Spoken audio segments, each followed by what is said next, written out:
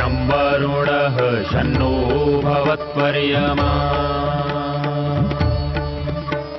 शन्न इन्द्रो बृहस्पतिः शन्नो विष्णुरुक्रमः ॐ शान्ति शान्ति शान्तिः।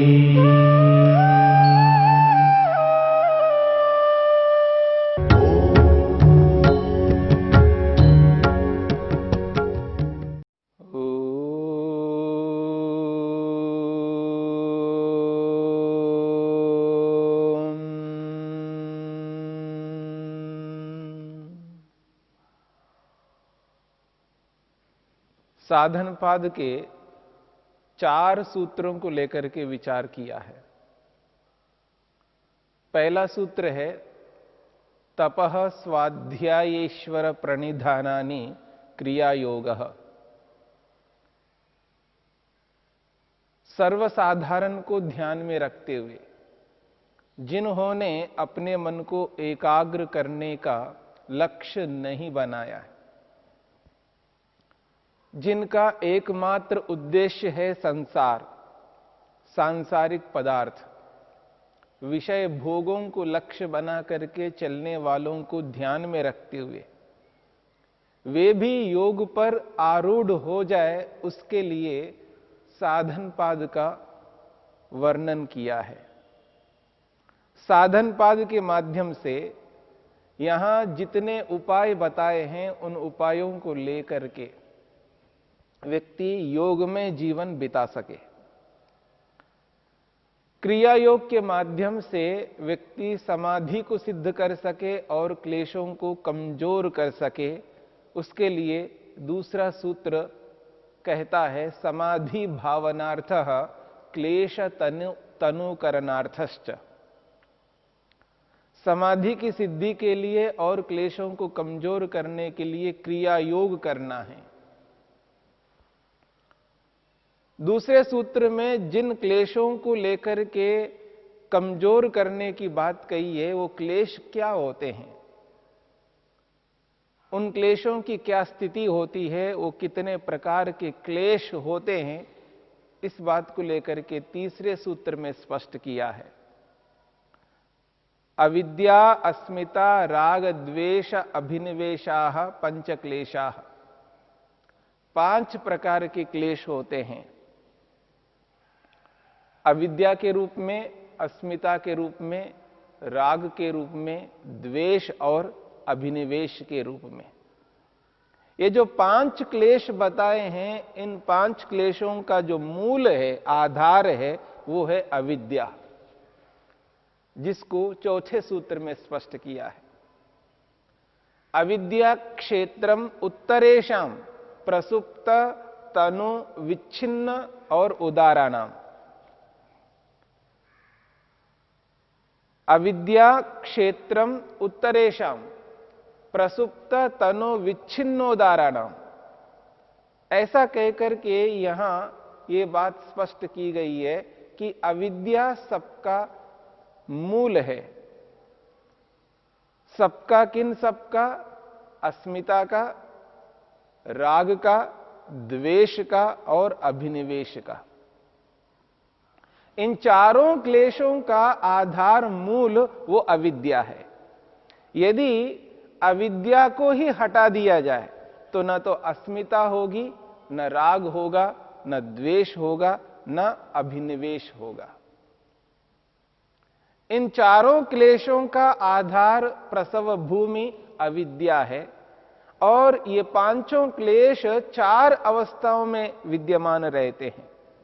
कभी प्रसुप्त की अवस्था में रहते हैं, तो कभी तनु की अवस्था में रहते हैं, या विच्छिन्न की स्थिति में रहते हैं, या उदार अवस्था में वर्तमान में रहते हैं। पर एक समय एक क्लेश वर्तमान में रहता है तो बाकी चारों क्लेश वो रुके हुए रहते हैं, यानी विच्छिन्न दशा में रहते हैं, या कमजोर हुए हुए होते हैं अथवा सोए हुए रहते हैं। इन पांचों क्लेशों को लेकर के जो बातें कही गई है, आखिर इन पांच क्लेशों को किस प्रकार से परिभाषित किया जाता है? अविद्या कहते हैं किसको? किसे अविद्या कहते हैं? आखिर ये अविद्या है क्या? जिसे अस्मिता कहते हैं, इस अस्मिता का अभिप्राय क्या है? इसकी क्या परिभाषा है? जिसे राग कहा जाता है, उस राग का मतलब क्या है? जिसे द्वेष कहते हैं, उस द्वेष का अर्थ क्या है? और जिस कारण से व्यक्ति भयभीत होता है, उस अभिनिवेश का मतलब क्या है? इन पांचों क्लेशों को बारी बारी से महर्षि पतंजलि ने स्पष्ट रूप से एक निर्धारण कर दिया है। इसका नाम अविद्या है, इसको अविद्या कहते हैं। इसलिए अविद्या कहते हैं क्योंकि ये इस रूप में विद्यमान है। तो महर्षि पतंजलि 5वें सूत्र में अविद्या की परिभाषा करते हैं। किसे अविद्या कहते हैं? महर्षि पतंजलि कहते हैं, अनित्या शुचि दुखानात्मसु नित्य शुचि सुखात्मक ख्यातिरविद्या। एक है अनित्य और एक है असुचि, दूसरा है असुचि और तीसरा है दुख और चौथा है अनात्मा। अनित्या शुचि दुखानात्मसु नित्य शुचि सुखात्मक ख्यातिरविद्या। यहां पर अनित्य, अशुचि, दुख और अनात्मा, ये चार बातें बताई गई और इन चारों के साथ में जोड़ दिया है नित्य, शुचि, सुख और आत्मा। एक और चार है और एक और चार है, इन दोनों को मिला दिया जाए तो अनित्य को नित्य मानना, जो जो अनित्य है उसको नित्य स्वीकार करना। अशुचि को शुचि मानना, यानी अशुद्ध को शुद्ध मानना। है तो अशुद्ध है, अपवित्र है, पर उसको पवित्र मानता है व्यक्ति, शुद्ध मानता है। अशुद्ध को शुद्ध मानना, इसी को अशुचि कहा है और उसका विपरीत शुचि। और जो दुख है उसको सुख मानता है, जो सुख है उसको सुख नहीं मान रहा है, जो दुख है उसको सुख मान रहा है। ये तीसरी बात है। और चौथी बात है अनात्मा, जो आत्मा नहीं है उसको आत्मा मान रहा है।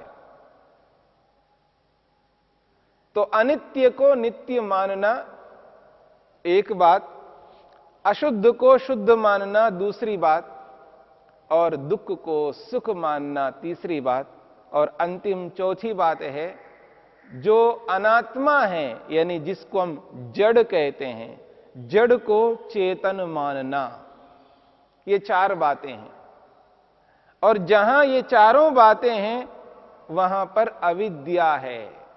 अर्थात इस अविद्या के कारण से व्यक्ति अनित्य को नित्य मानता है, अशुचि को शुचि मानता है, दुख को सुख मानता है और जड़ को चेतन मानता है। इसी का नाम अविद्या है। इसका बिल्कुल विपरीत करना चाहिए तो भी अविद्या माना जाए। यानी जिस प्रकार से अनित्य को नित्य मानता है, ठीक इसके विपरीत नित्य जो पदार्थ है जिसको नित्य कहते हैं उसको अनित्य मानने लगता है, और जो शुद्ध है, शुचि है, उसको अशुचि मानने लगता है, और जो सुख है उसको दुख मानने लगता है, और जो आत्मा है उसको अनात्मा मानने लगता है। यानी जो चेतन है उसको जड़ मानता है।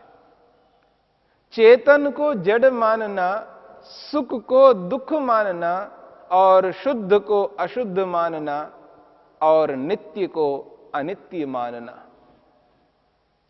और एक ओर से अनित्य को नित्य मानना और अशुद्ध को शुद्ध मानना, दुख को सुख मानना और जड़ को चेतन मानना।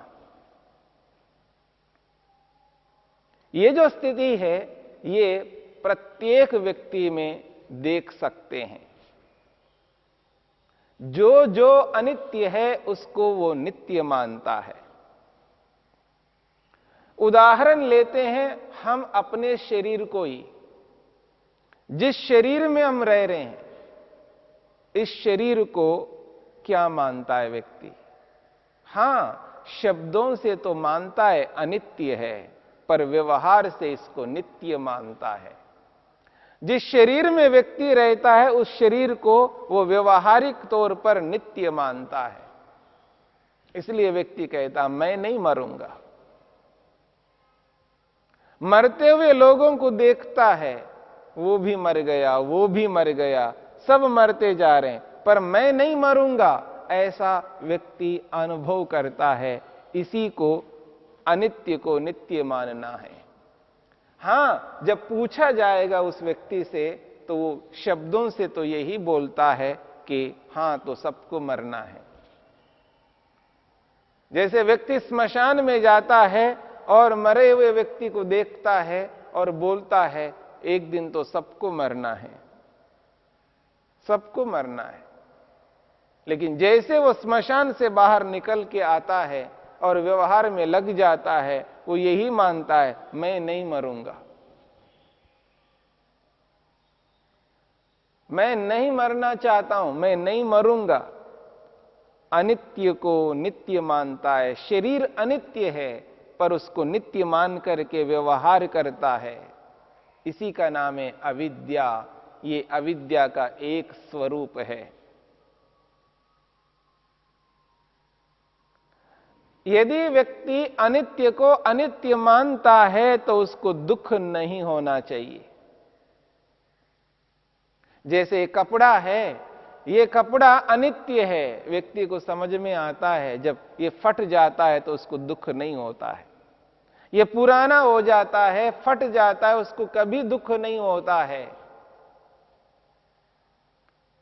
लेकिन उसको ये पता नहीं चल पाता है मकान जो है ये भी अनित्य है, ये भी एक दिन नहीं रहेगा, टूट जाएगा। पर व्यक्ति समझता नहीं है, जब मकान टूटता है तो दुखी होता है, कष्ट उसको होता है, परेशान रहता है। वो ये मान रखता है कि ये नित्य है, ये टूटने वाला नहीं है। और जब व्यक्ति को ये बोध रहता है टूटने वाला है तो उसको दुख नहीं हो सकता। उसको पहले से पता है कभी ना कभी तो टूटेगा, कभी ना कभी टूटेगा। तो आज टूट गया तो दुख नहीं होगा, दोबारा बना लेंगे, पर दुखी नहीं हो सकता। पर व्यक्ति रोता है, पीटता है, अपने आप को बर्बाद मानता है, परेशान होता है, चिंता से ग्रस्त होता है, तनाव से, दबाव से ग्रस्त होता है। अनित्य शरीर को नित्य मानना यह अविद्या है। और भी संसार में पता नहीं कितने ऐसे पदार्थ हैं जो व्यक्ति उनको नित्य मान लेता है। व्यक्ति यह एहसास करता है जैसी ये वस्तु है ये ऐसी रहनी चाहिए, ऐसी रहेगी, ये अपेक्षा रखता है। और जब उसमें कोई कमी आ जाती है तो व्यक्ति को परेशानी होती है, दुख होता है, कष्ट होता है। अनित्य को नित्य मानता है। न जाने संसार में कितने ऐसे पदार्थ हैं जिनको लेकर के व्यक्ति उसको नित्य मानता है। महर्षि वेदव्यास ने इस सूत्र की व्याख्या की है। वो कहते हैं अनित्य कार्ये नित्य ख्याति।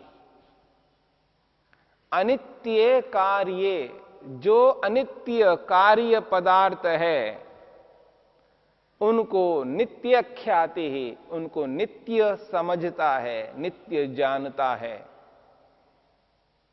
कार्य शब्द का प्रयोग किया है। कार्य यानी उत्पन्न हुआ पदार्थ, और संसार का एक सिद्धांत है, जो जो उत्पन्न होता है वो नष्ट भी होता है, जो जो पैदा होता है वो मरता भी है।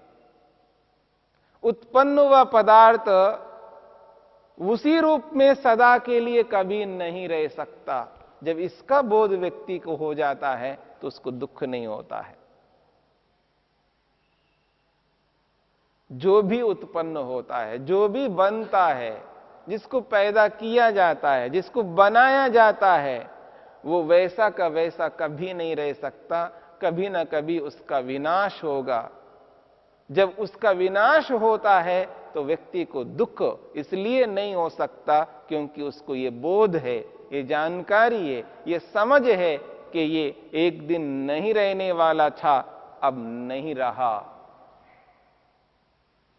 अनित्य कार्य, जो अनित्य कार्य पदार्थ है, उस अनित्य कार्य पदार्थ को जब नित्य समझने लगता है व्यक्ति, तब व्यक्ति को बहुत दुख होता है, कष्ट होता है।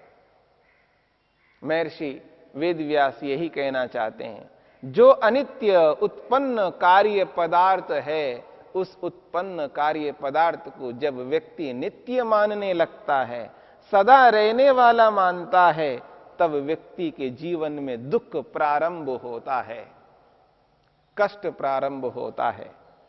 और जिस दिन व्यक्ति को यह बोध होता है ये अनित्य है, कभी भी जा सकता है, सुरक्षा करना मेरा दायित्व है, मेरा कर्तव्य है, सुरक्षा करने पर भी एक दिन ये नहीं रहेगा, उस स्थिति में व्यक्ति को दुख नहीं होगा, क्योंकि उसे ये बोध है ये अनित्य है, तो ये नाशवान है, नष्ट हो गया है। इसलिए दुख किस बात का, क्यों दुखी होना है। जब इस बात को लेकर के व्यक्ति जीवन में चलता है तो वो व्यक्ति सुखी रह सकता है, दुखी कभी नहीं हो सकता। लेकिन जो व्यक्ति इन उत्पन्न पदार्थों को नित्य मान करके चलता है, सदा मेरे साथ रहेंगे ये मान करके चलता है, सदा उनके साथ अपना संबंध बनाए रहेगा ऐसा मान करके चलता है, वही व्यक्ति दुखी होता है, संतप्त होता है, पीड़ित होता है। और ये पीड़ा, ये संताप व्यक्ति को जीने नहीं देता है। इसलिए इस संताप से, इस दुख से छूटना चाहते हैं तो व्यक्ति को ये बोध करना है, और वो उस बोध को सतत जीवन के साथ जोड़ करके रखना है, उसे भुलाना नहीं है। तभी व्यक्ति अनित्य को अनित्य ही मान पाएगा, अन्यथा अनित्य को नित्य मानने लगेगा।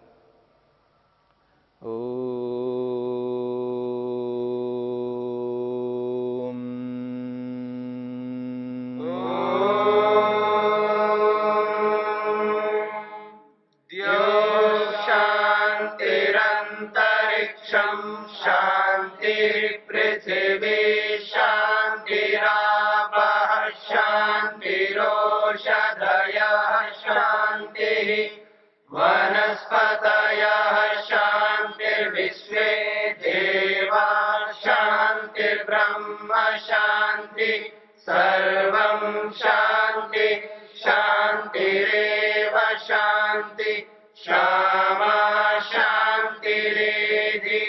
ओम शांति शांति शांति।